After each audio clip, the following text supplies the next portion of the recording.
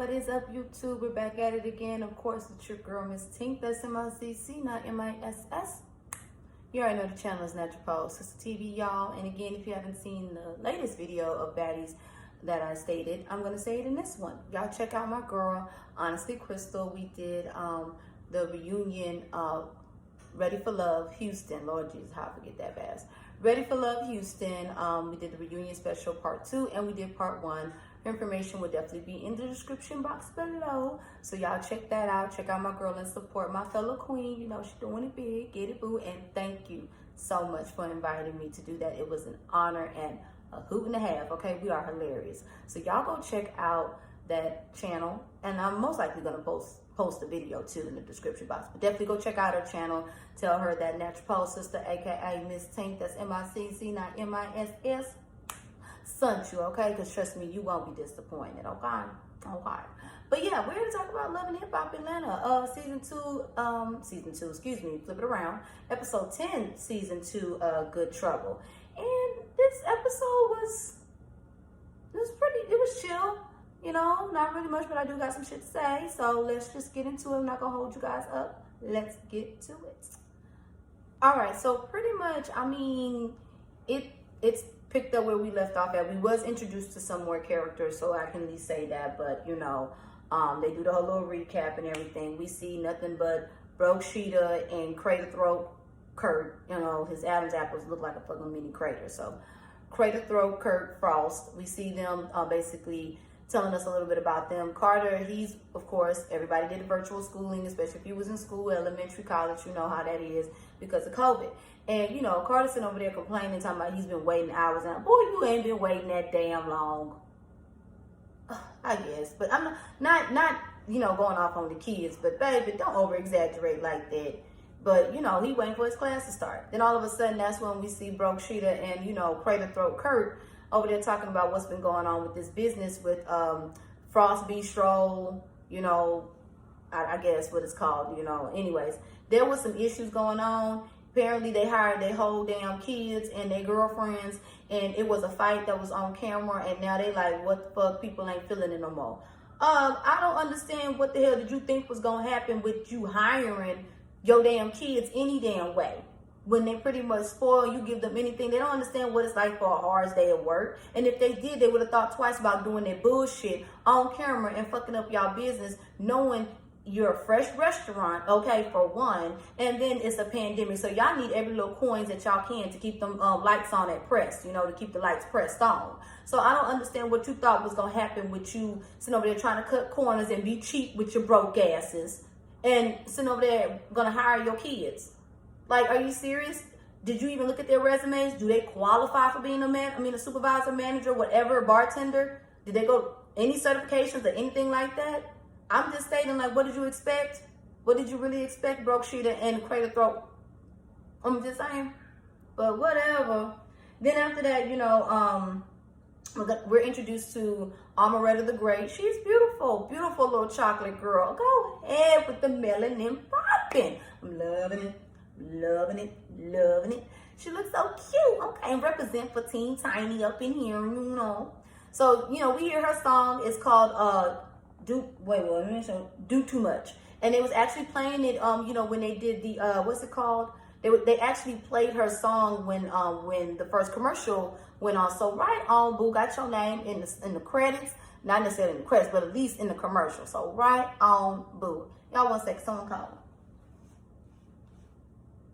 Okay, sorry about that. I had to delete that on my little iPad thing. So FaceTime. Probably my mama, but I hit you up a little later, mama. Gotta do something. Anyways, so pretty much, I mean, we hear her story, you know, pretty much she's been, you know, supporting herself for the past 4 years on her own, or past year. No, she took a break. Let me get it right. She took a break and she went ghost in 2020. I was right. She was supporting herself for the past 4 years. She didn't get the support from her momager because apparently her mom was her manager. And we know that can be iffy. It can either go horribly right, which, why would you say horribly right? It can either go good or horribly wrong. And in her case, it went horribly wrong. So we're pretty much going to be seeing her story when it comes to that. But I mean, it is what it is, boo. You doing it big. She went to, you know, her CD sign would do too much, you know. I don't know what that, radio host, maybe that was his line to say you was the best MC out there, but you got potential.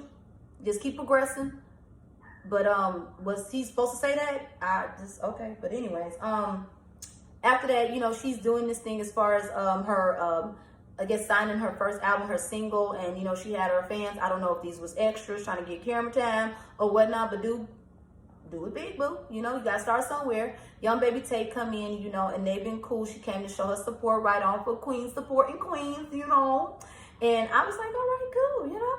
Then after that, we go on down to, you know, Yan the Fan and her felony husband, you know what I'm saying? They're talking about the whole Breonna rally in Louisville, Kentucky. I'm not going to go off on that as far as go into much of that because it struck a chord with everybody in the nation. Black women, black men, children, child, all in our community. So I'm not about to go there on that, but I will hit them nicknames. But they're talking about that. And Felonices, he basically pulled that damn scene. If y'all seen Bebe's Kids, he basically pulled a Robin, and you know, Yan was Jamaica. You know what I'm saying? Yandy was Jamaica when he said, I can't be around no bad people, Jamaica.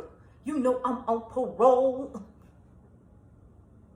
And I don't blame him, like, you know, but hey, he there for his wife, so, you know, you got to do something to make up for that shit you did on Couples Retreat or whatever, that couple show when you said that you don't know if you would be down for her. So go ahead, Felonice and Yan the Fan, okay, do it big. And it was a beautiful scene overall. I'm going to get this rally out of the way because I don't want to spend too much time on it. It was beautiful overall. Just to see everybody come together, even Portia, before, you know, her big blow up and everything, how everybody was looking at her sideways. It was just nice to see everybody there. Jock showed up. We saw, of course, Breonna Taylor's mom. We saw, of course, Miss Tamika Mallory. We saw even Muhammad Ali's grandson, either grandson or cousin or something like that. Y'all forgive me because they went to the Muhammad Ali Center to have a dinner, and it was just beautiful. It was a beautiful moment to see everybody come together from all races. And of course, what Jock said was true. Either Jock or the Until Freedom organization gentleman said, I didn't get his name, but you know, this death of Breonna Taylor definitely sparked the whole world, and you know, everybody came together for her. But I'm so glad that Yan the Fan did bring up the injustice of George Floyd and of course Trayvon Martin too. I mean, and it's countless of others, but at least she mentioned them as well too. So I mean, that's all I'm gonna say about the rally, and we're gonna get on to more of the fuck shit now that I got the nice stuff out the way. Let's get to some more stuff. All right, now that we got, you know, the beautiful moment out the way, because I didn't really want to spend too much on it and everything because of the simple fact that, you know, trust me, Breonna Taylor, whole case, she deserves justice utmost. And the fuck ass cops, like I stated before in, you know, my episode 1, they deserve everything that they get, and I can't wait to karma get their ass and justice is served the right way, because we all know we're in a fucked up justice system, especially for our melanin kings and queens. Okay, doesn't matter if you're a grown adult or a beautiful baby, you know. So I just wanted to get that out of the way because, again, you know, I just feel like we all know what Love and Hip Hop Atlanta really gives, and I just want to get the serious stuff out the way. So again, before I go on to the fuck shit, I want to apologize if I, you know, mispronounce anybody's names, before y'all come for me. I just wanted to get that out the way and save my energy for the shit I really want to go off on. And of course, it was a beautiful moment. Loved the, you know, the press conference, not to mention the march and everything. So, you know, and I just spruced it up with a little laugh because, you know, Felonices was worried about, you know, his parole, but just to make a little laugh about it, in a sense, in a good way, because again, he was still there at the end of the day, and the message was still sent across. And even Jock and everybody involved, including the Rare Rooster herself, I forgot to mention, you know, they all just showed up to be supportive, which, of course, all those families, including, you know, Breonna Taylor's family, they deserve it. Okay? So, yeah. Anyways, now, fuck shit time. So, after that, we see Erica Mena and her older sister. Damn. How old is your sister? Okay. But, anyways, she basically lets the cat out of the bag that she's pregnant with baby number 2, and she's afraid to tell, you know, I'm sorry, Safari is not a Safari. I'm sorry, he a Forrest. You know, I'm just saying. Until he grows up, he Lil Forrest. Better yet, I ain't gonna call him Lil. He a Forrest. You know what I'm saying? He ain't no damn Safari. Anyways, you know, she's basically afraid to tell Forrest what's going on because she's afraid that Forrest ain't gonna, you know, he ain't gonna be here for her. And I'm like, yeah, what did you expect? I mean, after all the shit that he said, not to mention the damn tweet And to come to find out, she got pregnant, what I believe was, let me make sure I said it right. She was pregnant in less than 3 months. So I don't know if it was past the 3 months that he did that tweet, but girl, okay, I guess. But, they have a little touching moment, and she don't know if she want to tell him. And I'm like, girl, you damn well you going to tell him because you can't hide it. And judging from her confessional look, she damn sure can't hide that. But again, if y'all would have dated instead of, jumping the bed, or at least, Forrest's pullout game could have been a little bit better, or strapped up twice, or maybe you should have been on birth control, all of that stuff. But then again, y'all were married when baby number 2 came, but you should have learned after what he said about, Lil Safari, your baby girl. But I guess. Anyway, so we gonna see how that shit plays out, because the baby is due July 18th, and we all know that Safari birthday is July the 4th. And I'm sorry, I know I haven't done a poll tea talk. I just haven't really been in the mood. I got a lot of stuff going on to talk about different topics, but I did see that shit about, that little boy is in the NICU, and your ass, Forrest, instead of being a Safari, a grown-ass man, your Forrest-looking ass is up there partying and shit. But then again, Erica, you did say you didn't want him there. Maybe you were speaking out of emotions, but girl, you need to watch out, because he a little-ass Forrest. He ain't no grown-ass man. That's why I'm not calling him Safari. But you still should have been there for us. That is your child. So when your child look back on this, I can't wait to see what type of conversation you're going to have with this little precious blessing, your son. And that's your first son, too. Ooh, I wish I was a fly on the wall with these conversations that y'all going to have. But whatever. We going to pray that she get through it. After that, we see Young Baby Tate and Amaretta the Great. They're in the studio, and I'm loving, the melanins always. I just love melanin. That's it. And I love how they're there for each other and supporting each other. They're basically catching up. Young Baby Tate is basically going to LA, but other than doing her music, she also gonna see her little boo thing, who she been talking to. What's it called? Guap Dad 4000. Okay, I guess he a rapper in the Bay, but okay, baby, just don't get sidetracked. I guess it's the love part in the love and hip hop. But don't get sidetracked, boo, okay? Focus on your career. But, she going to see her boo, and then that's when we hear more details of what happened with Amaretta and her mom. Her mom was a momager, and she wasn't there for her. She feels that her mom put her feelings for men before her child. And, I mean, I can understand how that is neglect, and, she basically ain't doing this shit. She ain't doing this shit. She over it. She focused on herself. And maybe when she took that year off was the reason why, to get her mental together, because of how much her mom disappointed her and failed her when it came to her career. We don't know. But, just go ahead and talk to her, clear the air. That's your mama. You only get one mama. At least clear the air. At least, you and the Lord know you try. And if anybody's going to be happy that you at least tried, it is the Lord. So I'm just saying, girl, we shall see. We shall see. Let's get on to some more shit. All right, so pretty much after that, we see Amaretta basically on her live, or Facebook, Instagram, whatever she was on, basically talking about it's Taco Tuesday. So she's about to have Taco Tuesday with Mama Dix, okay? Well, her mom came over. And I must say, I need to see what her daddy look like, because she does look like her mama. Her mama got a cute little body, All right, Mom, I'm sorry. I was looking at the button, sorry. Hey, it was a nice body. But we also hear pretty much what her mama was stating about, putting butter in there for the tacos. Or should I say, she says the ground beef make its own grease. She right about that one. I'm just stating. So, okay, girl, listen to mama when it come to that. But, they had their little talk.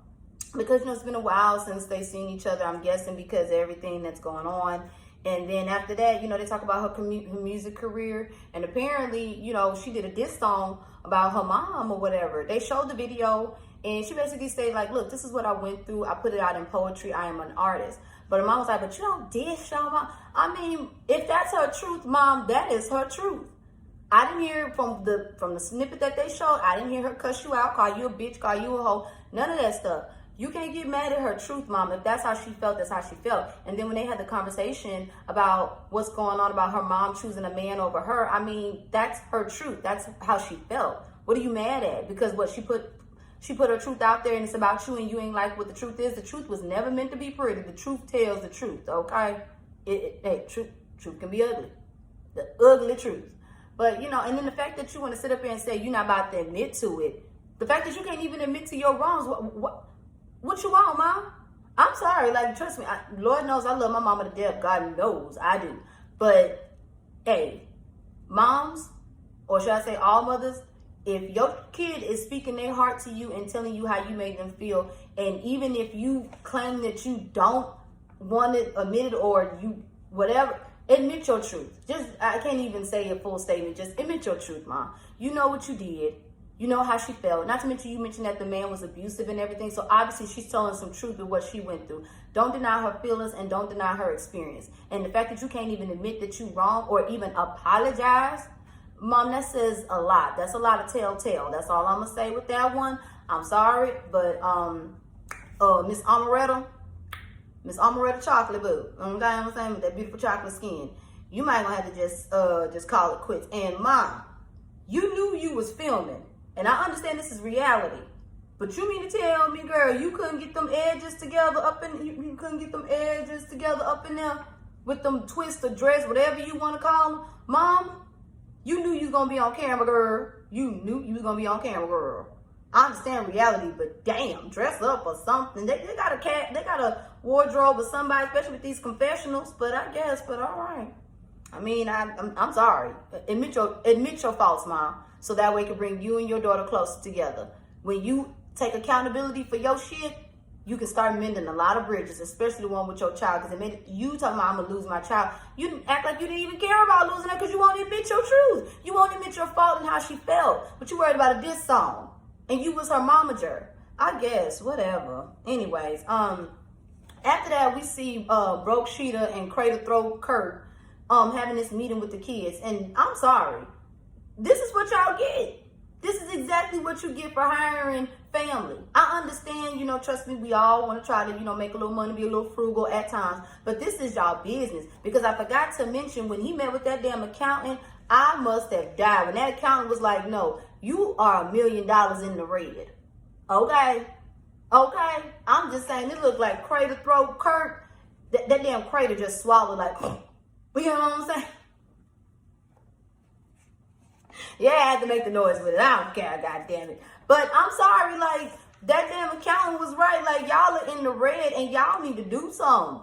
I mean, look, being nice gonna get you so far, but you gotta be firm and you gotta take charge when it comes to your business. Y'all want this restaurant? Y'all know how restaurants can be very fickle and be in the red for a while, but not $1 million in the red, and y'all barely just started. Not to mention inventory issues and all of that. I'm sorry, but you need to do something. You need to have that talk. So they had that talk after they meet with the accountants, I had to backtrack. And the proof is in the damn pudding. Y'all can't even have a good ass meeting with Kai ass walking out. And you supposed to be a manager, Kai. You need another job career because what you doing, that shit ain't cute. And it don't look like it's gonna get anybody anywhere. I'm sorry, Broke Sheeta and Crater Throat Kurt, you need to go ahead and start trimming the fat and get you some real people that have resumes and experience in a restaurant and being a manager and a bartender. Because where y'all got this shit going now, it ain't cute. And Kelsey, I'm sorry. You sitting over here talking about favoritism, but you probably... Now, girl, do you have any experience? Can anybody come together on that staff as an adult? Because all of y'all a bunch of kids. At the end of the day, this is a business. And y'all trying to get paid, y'all are not getting paid. Y'all are not thinking about the number one goal, which is the money. And if it's that bad, get the fuck on and go somewhere else. I'm sorry. But that's what Broke Sheeta and Crater Throat Kurt, that's what y'all get. You should have hired some real people. Some real people with experience in the restaurant business. Because starting in-house with family and friends, that is a bad recipe for failure. Oh, well, excuse me, that's a good recipe for failure because everybody's trying to be nice and No, you can't be nice when it comes to paying the bills because the bill collector don't give a fuck. When that pink slip or when that slip on that door says foreclosure, they don't give a shit. The bank want their money. So you better do something to get y'all asses out there red, I guess. But let me see if I forgot anything else because the episode wasn't really about nothing. I mean, it ended with the rally. But that's pretty much it, y'all. I mean, that's it. But again, we shall see what's going on next week, like I said, I want to get the sweet stuff as far as the, emotional important stuff out the way with the rally and everything, which I did. And I had to, end it with the buck shit. So we're going to see how this goes. I'm Miss Tink, that's M-I-C-C, not M-I-S-S. You already know the channel is Not Your Paul, Sister TV, y'all. Y'all have a blessed one and a blessed weekend. And we'll be back at it again for some more stuff later. And of course, check out my girl, Queen Honestly Crystal, okay? Her information will be in the description box below. So I'll see y'all next time. All right, y'all? Deuces, deuces, deuces. Bye.